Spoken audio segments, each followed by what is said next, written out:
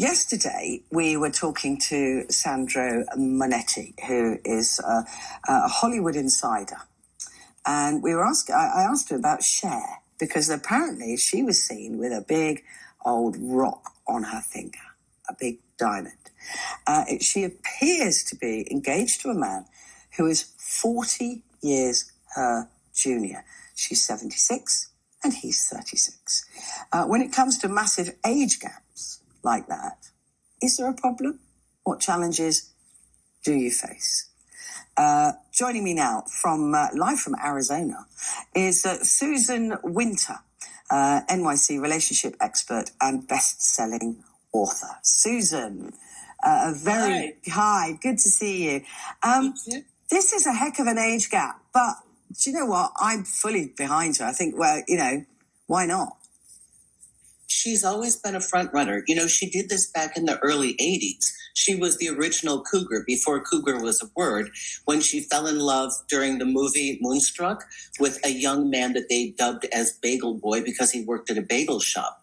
So Cher has always pushed the boundaries of what we envision to be the encapsulation of youth and beauty, and therefore a woman's worth. And she's had, I'm trying to be delicate, she's had work done, but she's a good-looking woman, right? And she seems to have a lot more energy than I do. I can't wait to get my slippers on and lie on the sofa when I finish this show. So, but she seems to have a lot of energy. She's still performing. She probably is a much younger woman than her biological age. True enough. And yet it's difficult for us, don't we all, no matter how much we want it to work for her, say, we get a little scared because you start to think it's different being 50 or 60. But when you're in your late 70s, you start to wonder if the partner is up to being a caregiver. And that's another question, because there are differences. So the greater the age gap, the more outside censure you will get, and the more inner critic will want to stop you, because it just defies our understanding. Yet, when men do it, we don't say anything. We don't say anything. Oh, we do say something. What we do say is that they're gold diggers.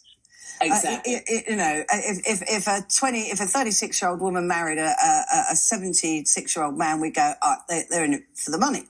Now, of course, Cher is not short of a bob or two. But frankly, I'm with her. She's kind of saying, look, I don't care. I'm going to have fun. I'm nearly 80. I got this young, hot guy. Who cares if he's after my money? I mean, I'd be the same, to be fair.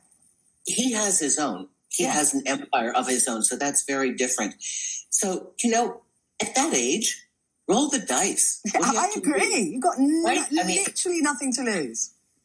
And if she did, she doesn't care. Yeah. So the way that we look at this, the way outsiders who are, like, oh my goodness, don't get hurt, don't let him use you. The way to look at it is, the metric is she happier? Does he bring happiness into her life? Is she more vibrant? Is she more alive? That's a good thing. Yeah.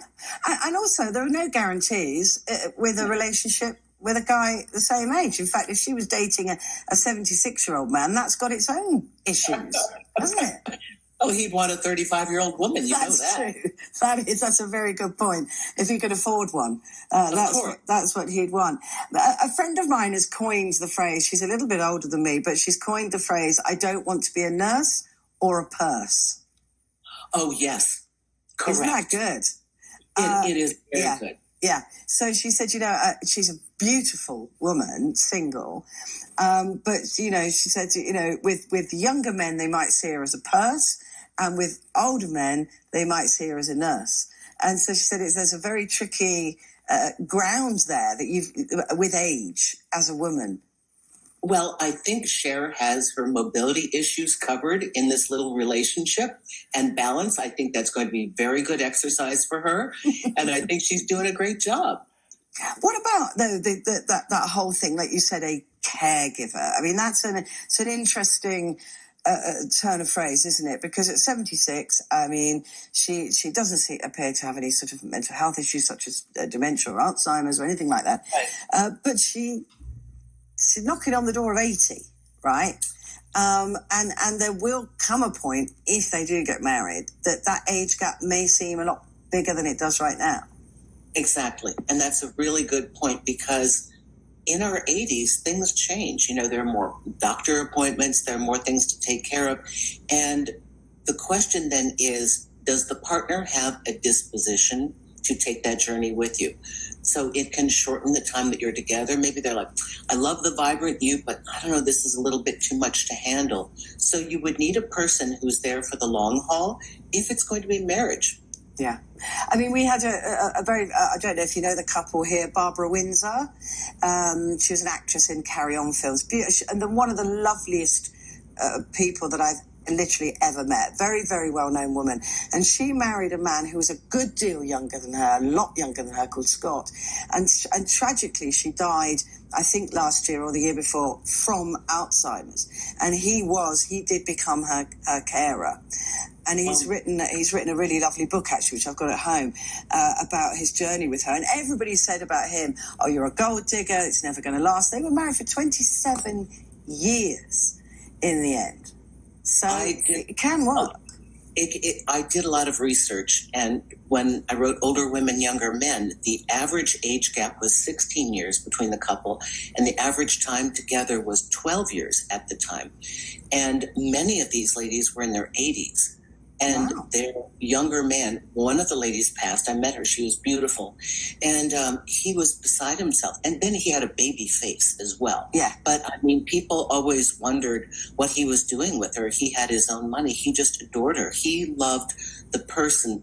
So it becomes a bigger conversation. When we have a front runner who's expanding our concept of what is attractive, what is a vibrant woman, what is a sexy woman, what is a desirable woman, the society will kind of push back against it. But slowly we notice that this front runner who's pushed the envelope actually allows us all to creep forward incrementally and allow a greater expansion for what is a beautiful woman? What is a desirable woman? I mean, and as women, we've always had to take those creeping tiny steps for everything. But my favourite thing, just before I let you go, is Joan Collins, when she was asked about her husband, Percy, who I think is 30 odd years younger than her. And she said, somebody said, what about the age gap? And she went, do you know what? If he dies, he dies. I love that one. That fabulous. I love that. That is just perfect. If he dies, he dies. Listen, it's good to talk to you, Susan. Thank you so much for joining me this afternoon. Susan Winter there, NYC relationship expert and best-selling author. Stay with us.